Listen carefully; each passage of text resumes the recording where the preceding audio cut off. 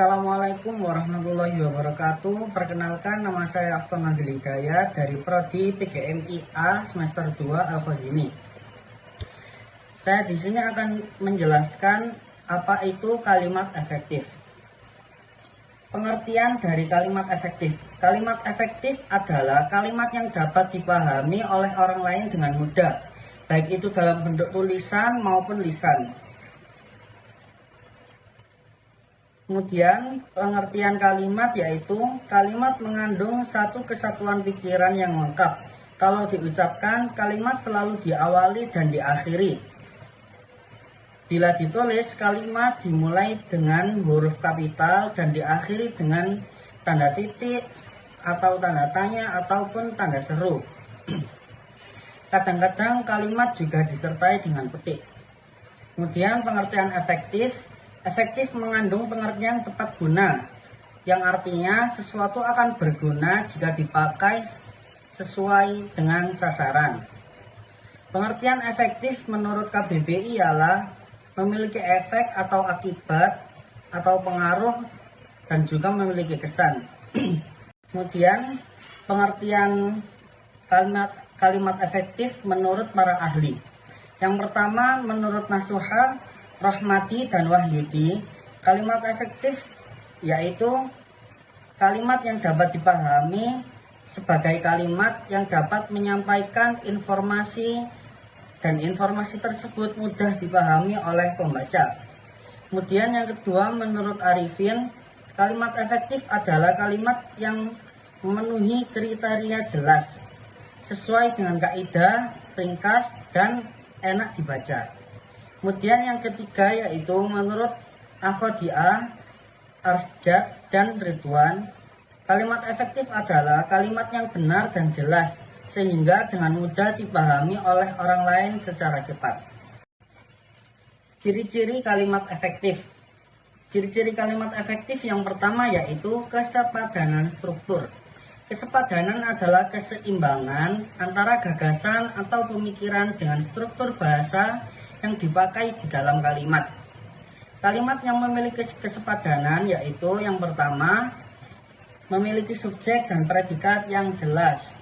Kejelasan subjek dan predikat suatu kalimat dapat dilakukan dengan menghindarkan penggunaan kata depan seperti di, dalam, bagi, untuk, pada, dan sebagainya di depan subjek. Kemudian yang kedua yaitu tidak memiliki subjek yang ganda di dalam kalimat tunggal. Kemudian yang ketiga, beberapa kata penghubung intrakalimat, yaitu memiliki beberapa kata penghubung intrakalimat. Beberapa kata penghubung intrakalimat itu seperti sehingga, dan, atau, lalu, dan sebagainya. Ciri-ciri yang kedua yaitu kepararelan bentuk. Kesamaan bentuk kata yang digunakan dalam kalimat tersebut. Artinya, jika bentuk pertama menggunakan kata benda, maka bentuk berikutnya juga menggunakan kata benda. Jika bentuk pertama menggunakan kata kerja, maka bentuk selanjutnya juga menggunakan kata kerja. Ciri-ciri yang ketiga yaitu kehematan kata. Kalimat efektif tidak menggunakan kata-kata yang tidak diperlukan atau frasa yang tidak diperlukan untuk menghindari pemborosan kata. Hal tersebut yang paling harus diperhatikan adalah yang pertama, menghindari unsur yang sama dalam majemuk. Kemudian yang kedua, menghindari kesinoniman dalam satu kata. Yang ketiga, tidak menjamakkan kata-kata yang berbentuk jamak. Kemudian ciri-ciri yang keempat yaitu kecermatan. Yang dimaksud dengan kecermatan adalah cermat dan tepat dalam memilih kata sehingga tidak menimbulkan keracunan dan makna garis. Kemudian ciri-ciri yang kelima yaitu ketegasan. Ketegasan atau penekanan ialah suatu perlakuan penonjolan terhadap ide pokok dari kalimat. Untuk membentuk penekanan pada suatu kalimat ada beberapa cara. Di antaranya yaitu yang pertama, meletakkan kata yang ditonjolkan itu di depan kalimat atau di awal kalimat. Kemudian yang kedua yaitu membuat urutan yang bertahap, jadi tidak acak urutannya. Kemudian yang ketiga, melakukan pertentangan terhadap ide yang ditonjolkan tersebut. Contohnya seperti anak itu bodoh tapi pintar. Itu kan kayak membuat orang itu membaca kalimat tersebut itu lebih heboh gitu.